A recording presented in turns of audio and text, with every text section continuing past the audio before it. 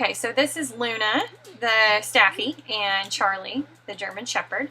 As you can hear, Charlie's whining big time, and Luna is very excited to see both of us. This is not the time to open the gate and let two dogs just run wild and play together. You can run into a lot of issues when you do that. So there has to be some level of control here. Think of it as training. Every time you work with your dog, you are training your dog whether you know it or not. So we're just waiting for them to calm down. So now I'm using body language to block the gate to kind of force them to settle. And I'm asking Charlie to sit for me. And he yawns. That's a signal that he's letting out anxiety or stress or overexcitement, whatever it may be. And Luna's getting a little sidetracked on the on the sit and wait, but that's okay. We're just going to wait for her to come back and be very calm and take our time. That's the key. Don't rush things like this, no matter what size your dog is. Oh, that's a good girl. She knows what to do. So as soon as I get some good eye contact from both of them and there's no fixation, then I will open the gate.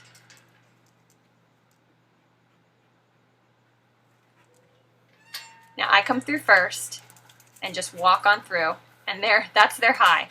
See how excited they were saying hi? Can you imagine if I had just opened the door before establishing any control whatsoever? It would have been even bigger, and that's when a lot of issues happen when dogs are playing together. So have them relatively calm first. They are big buddies. They've been buddies for a long time. But they don't get to play together very often, so that's why it's so exciting right off the bat. Now, they each have a very unique style of play. Charlie loves to do the neck bite. That's what he loves to do. And anytime he does it too harshly, he has to have a timeout. And then I moderate play a little bit more heavily. Luna is very tolerant of Charlie. A lot of dogs do not agree with that style of play, so you need to know your dog. If you have a dog that's not comfortable with that, and another dog is doing it to them, you get them out of there. You want them to be comfortable and happy around other dogs. Luna has a very unique style of jumping up and taunting and then laying down. And so because of that, Charlie will sometimes get way too mouthy. So again, I'll just intervene and have them calm down for a minute and then hover over them for a while they are playing to make sure that he stays nice and calm. Now, I really wanted to make this video of them because you can tell they're having fun, but if you don't know any better, I mean, you would think that they're hurting each other. She's doing these little nips. She even pulls his lip out a couple of times. And, you know, he's going right for the throat. So if you didn't know any better, you'd think that this was pretty hardcore play, but it's really not. It is very, very typical play. But the key is you have to make sure that both dogs are on the same page as far as how they feel about each other. And even dogs that love each other will have little tiffs, and that's fine. You intervene, be in charge, have them calm down for a bit, and then moderate play for a while. Maybe have shorter sessions of play. Get him!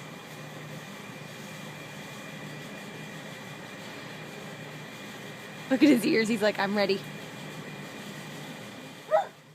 Okay, I want to point out right there, you heard that little yip bark out of Charlie. Well, some dogs that I've had, they can growl and bark and carry on, and it's fine. It doesn't usually escalate their play. But with Charlie, I have to watch him. If he really starts barking, then he gets more and more fierce in his style of play. Luna loves the pool. So barking is not allowed when Charlie plays, because the more he barks, the harder he's likely to mouth, which might work for Luna. She is great with everything, but that doesn't work with other dogs. So that's something that he would have a timeout for if he was barking excessively. I'd give him a warning. I'd tell him gentle or tell him quiet. And if he barks again right away, then he has to lay down for a while. Both of them do, and be calm before they start again. By doing that method over the course of about a year, all I ever get out of him now are little yips. I hardly ever hear him do full out barks. And he used to bark all the time.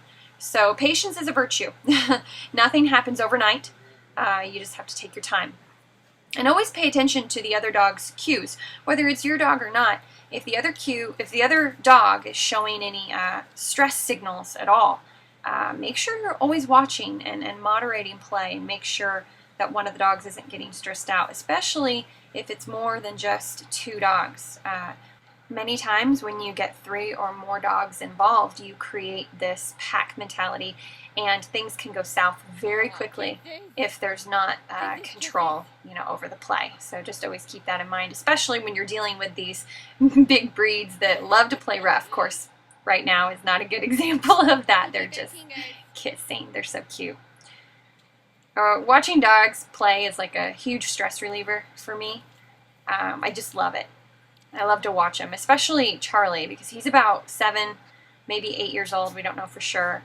And Luna's not a puppy anymore either, but when they get together, that's exactly what they act like.